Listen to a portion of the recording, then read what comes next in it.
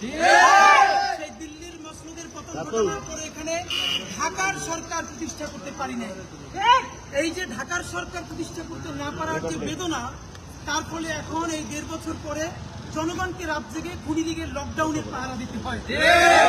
যদিও এইটা আসলে আপনারা জানেন যে এই যে খুনি লীগ, এই যে মিছিল কারওয়ান বাজারে বলে জয়, যাত্রাবাড়ি গিয়ে বলে বাংলা, মানে আপনি ভাবেন এটা আমাদের সবার শিক্ষণীয় আছে। আজকে আমরাও আল্লাহর কাছে তওবা করি যে আমাদের মধ্যে কোনো অধ্যত্ব চলে না আসে। দেখেন, আমরা নিজেরা আস্তে আস্তে গল্প করতেছিলাম যে ছাত্রলীগের আমাদের পার্থক্য কোথায়।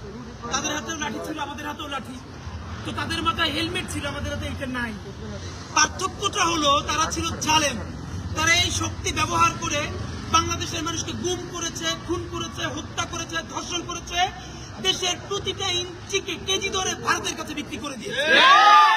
আর আমরা আপামর জনসাধারণ একটা লাঠি নিয়ে, হেলমেট তো নাই, আমাদের কাছে তো বন্দুক নাই, পিস্তল নাই, আমরা সেই দিল্লির দাসত্ব থেকে বাংলাদেশের নতুন বাংলাদেশ গড়বার জন্য রাজপথ সমস্ত মানুষ আজকে পাহারা দিচ্ছে। এই হলো আমাদের পার্থক্য। বন্ধুরা, আপনাদের মাধ্যমে বলতে চাই, ইতিমধ্যে আমি দেখলাম যে আওয়ামী লীগের অনেক পেজ থেকে, আপনারা দেখেছেন গতকালকে শেখ হাসিনার পেজ থেকে ইনকিলাব মঞ্চের কথা বলা হচ্ছে, সজীব ওয়াজের জয়, এটার নাম বলাও ঠিক নেই, এটার নাম হলো অটিস্টিক জয়।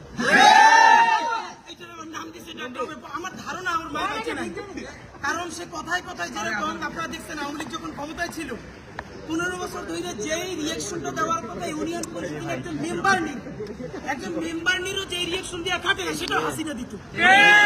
এখন দেশে এত ঘটনা ঘটে যাইতেছে, কিন্তু সে ভিডিও কলেও আসে না, প্রকাশ্য আসে না। আমার ধারণা সে আছে কিনা এইটা প্রমাণ করার জন্য তার একবার ভিডিও কলে আসা উচিত।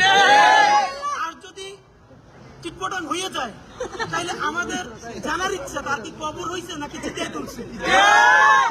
অনেকেই তারে বলে যে তার মৃত্যু কামনা করি, আমরা একদম মনে প্রাণে বলি আমরা হাসিনার এত দ্রুত মৃত্যু চাই না। অন্তত প্রথমত আল্লাহর কাছে প্রার্থনা করি সে 100 বছর বাঁচুক, এবং সে গত 15 বছরে বাংলাদেশের যত সন্তানকে এতিম করেছে, যত বাবা মার বুক খালি করেছে, গণহত্যা করেছে, গুম করেছে, খুন করেছে, আয়নাঘর করেছে, দেশের প্রতিটা ইঞ্চি তার ক্ষমতার জন্য দিল্লির কাছে কেজি ধরে বিক্রি করে দিয়েছে। আগামী 20 বছর আল্লাহ তাআলা প্রত্যেকটা সেকেন্ড মিনিট তার অন্তরে সেই জাহান্নামের যন্ত্রণা দিবে।